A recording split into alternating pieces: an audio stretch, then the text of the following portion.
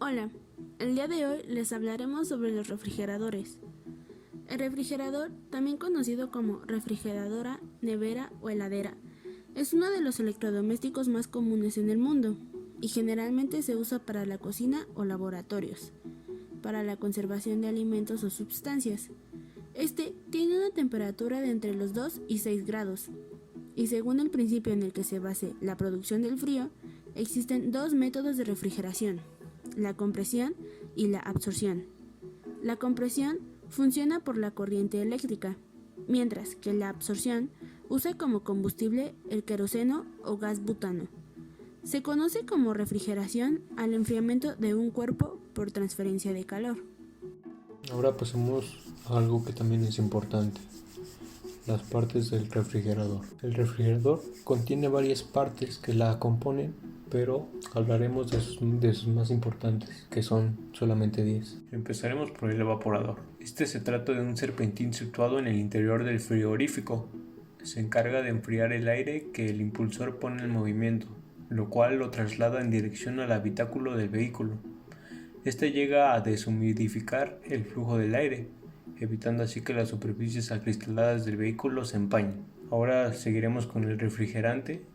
Este es el líquido que se llega a evaporar en el interior del refrigerador, con el cual se producen las bajas temperaturas. Ahora pasaremos al compresor eléctrico. Su función principal es la de aumentar la presión del gas que viene del evaporador, la cual le resultará mucho más fácil transformarlo en líquido nuevamente. También se encarga de hacer circular el gas líquido a través del circuito frigorífico. También tenemos el filtro secador. Esta parte del refrigerador es la que se encarga de secar y limpiar el líquido. Por consiguiente tenemos el tubo capilar. Por este tubo pasa una pequeña cantidad de fluido debido a su pequeña sección circular y a su estrechez.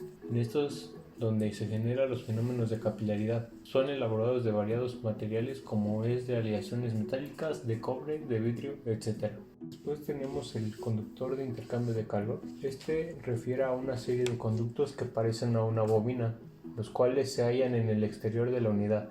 Parecidos a estos conductos, también hay otros que se hallan en la parte interna de la unidad. También tenemos el tubo de retorno, es aquel encargado de devolver el gas de refrigerante al compresor, el cual nuevamente es utilizado dando nuevo inicio al ciclo de refrigeración. Seguimos con el filtro deshidratador. Con este se libera de humedad cualquier sistema de refrigeración en todo su exterior. Este posee en su parte interna sílica, lo cual ayuda a retener la humedad. Pasemos al penúltimo componente, el condensador. Este se trata de un tubo muy largo, parecido a un serpentín. A este le llega el gas a través del compresor e inmediatamente comienza a ceder su calor a través de aletas de refrigeración al exterior, enfriando así el gas. Todo el fluido que recorre por esta parte del refrigerador se transforma a una fase líquida desde su estado gaseoso, lo cual se efectúa a través del intercambio de calor. Por ende, el condensador se considera como un intercambiador térmico. Por último, pasemos al último componente, el órgano de estrangulación. También se le conoce como válvula de expansión, el cual se encarga de disminuir la temperatura y la presión que procede del condensador. Para hacer este procedimiento posible, tiene un tubo capilar delgado y muy largo, que está arrollado como si fuese una bobina. Este se encarga de dar al evaporador la cantidad de refrigerante que ésta necesita de forma constante.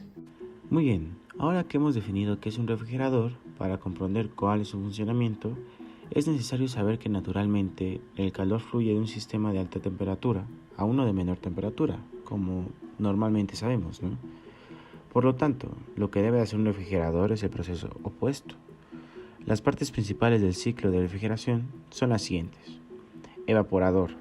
Esta es la parte que absorbe el calor con la ayuda del refrigerante en estado gaseoso. Compresor. Funciona usando un motor y su función es comprimir el refrigerante, es decir, reduce su volumen, con lo que disminuye su temperatura también. Condensador. Su función es hacer que el refrigerante se condense, es decir, pase de su estado líquido. Y la válvula de expansión. La válvula de expansión reduce la presión sobre el refrigerante líquido. Ahora, si iniciamos el ciclo en el compresor, lo que sucedería es lo siguiente. El refrigerante al pasar por este aumenta su presión, es decir, se comprime y como consecuencia aumenta su temperatura también. Se convierte en un vapor sobrecalentado con alta presión y cambia de estado gaseoso al estado líquido. A pasar por el condensador, el siguiente paso es la válvula de expansión. Aquí se experimenta la repentina reducción de la presión sobre el refrigerante. Una parte del refrigerante se evapora y se expande. Esta expansión causa un descenso en la temperatura del refrigerante.